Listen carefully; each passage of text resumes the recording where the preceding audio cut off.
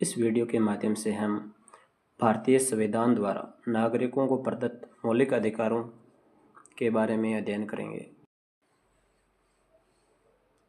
भारतीय संविधान के भाग 3 में अनुच्छेद 12 से 35 तक मौलिक अधिकारों का वर्णन है।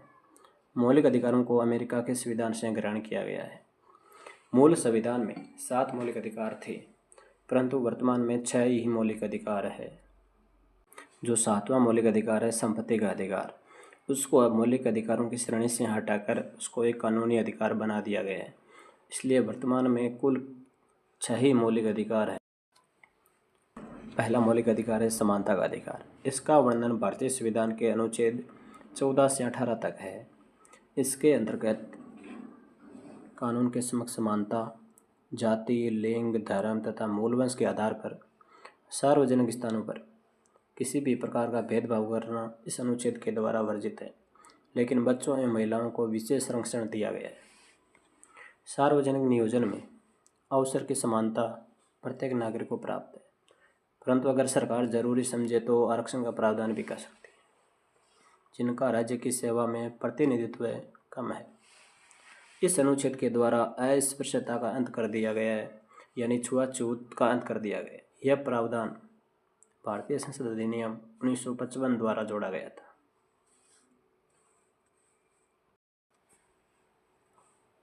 इसके द्वारा ब्रिटिश सरकार द्वारा दी गई उपाधियों का अंत कर दिया गया और वर्तमान में सिर्फ शिक्षा एवं रक्षा क्षेत्र में उपाधियां दी जाती है।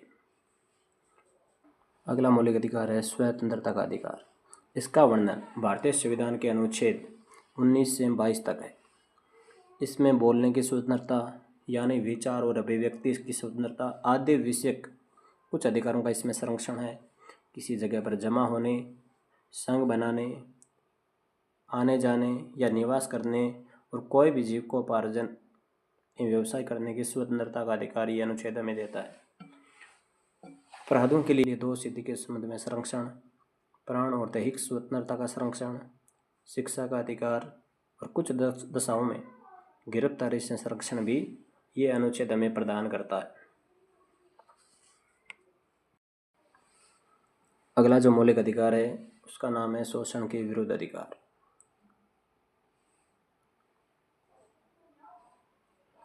इसका वर्णन भारतीय संविधान के अनुच्छेद 23 और 24 में है। इसमें मानव के दुर्व्यापार और बाल श्रम का निषेध किया गया है। कारखानों में 14 वर्ष तक के बालकों के नियोजन का निषेध किया गया है, यानी किसी भी कारखाने में 14 वर्ष से कम उम्र के बच्चों से काम नहीं करवाया जा सकता। किसी भी प्रकार का शारीरिक और मानसिक शोषण भी नहीं किया जा सकता, उनको प्रताड़ित नहीं किया जा सकता। अगला मौलिक अधिकार है धर्म की स्वतंत्रता का अधिकार। इसका वर्णन भारतीय संविधान के अनुच्छेद 25 से 28 तक है। इसमें अंतःकरण की और धर्म को अबाध रूप से मानने, आचरण करने और प्रचार की स्वतंत्रता है। इसके अंतर्गत सिखों को कृपाण और तलवार रखने की आज़ादी प्राप्त है। यह अधिकार धार्मिक कार्यों के प्रबंधन व आयोजन की स्वतंत्रता देता है। किसी विशिष्ट धर्म की अभिवृद्धि के लिए करों के बारे में भी स्वतंत्रता प्रदान करता है। कुछ शिक्षण संस्थाओं में धार्मिक शिक्षा और धार्मिक उपासना में उपस्थित होने के बारे में स्वतंत्रता प्राप्त है। अगला मौलिक अधिकार है संस्कृति और शिक्षा संबंधी अधिकार। इसका वर्णन भारतीय संविधान के अनुच्छेद 29 और 30 में है।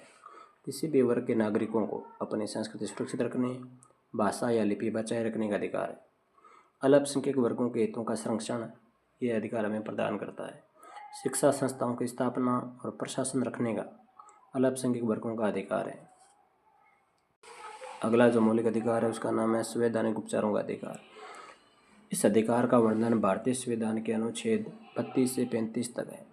डॉक्टर भीमराव अम्बेडकर ने संवैधानिक उपचारों के अधिकार को संविधान का हृदय और आत्मा की संज्ञा भी दी है। संवैधानिक उपचार के अधिकार के अंदर 5 प्रकार के प्रावधान हैं, यानी 5 प्रकार के रिट जारी की जाती है। पहले है बंदी प्रत्यक्षीकरण। इसके द्वारा किसी भी गिरफ्तार व्यक्ति को न्यायालय के सामने प्रस्तुत किए जाने का आदेश जारी किया जाता है। यदि गिरफ्तारी का तरीका या कारण गैरकानूनी या संतोषजनक न हो तो न्यायालय व्यक्ति को छोड़ने का आदेश जारी कर सकता है। अगली रिट है परमादेश। यह आदेश उन परिस्थितियों में जारी किया जाता है जब न्यायालय को लगता है कि कोई सार्वजनिक पदाधिकारी अपने कानूनी और संवैधानिक कर्तव्यों का पालन नहीं कर रहा है और इससे किसी व्यक्ति का मौलिक अधिकार प्रभावित हो रहा है, तब यह रिट जारी की जाती है, परमादेश। अगली रिट है निषेधाज्ञा। जब कोई निचली अदालत अपने अधिकार क्षेत्र को अतिक्रमित कर देती है, यानी अधिकार क्षेत्र से आगे निकल जाती है, अतिक्रमित कर किसी मुकदमे की सुनवाई करती है, तो ऊपर की अदालतें उसे ऐसा करने से रोकने के लिए निषेधाज्ञा या प्रतिषेध लेख जारी करता है, यानी रिट जारी करता है। अगली रिट है अधिकार परीक्षा।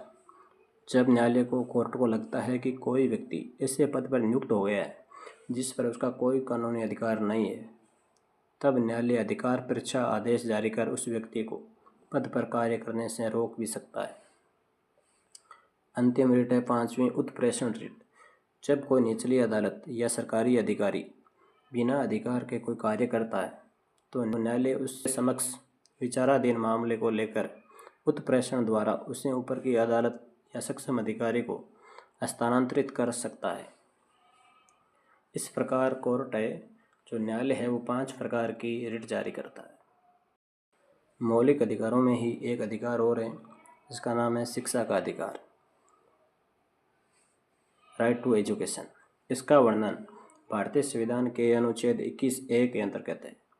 यह अनुच्छेद 6 से 14 वर्ष तक के बच्चों को मुफ्त और अनिवार्य शिक्षा, निःशुल्क और अनिवार्य शिक्षा प्राप्त करने का अधिकार देता है। यह अधिकार 86वें संविधान संशोधन 2002 के तहत भारतीय संविधान के अनुच्छेद 21(a) में जोड़ा गया था।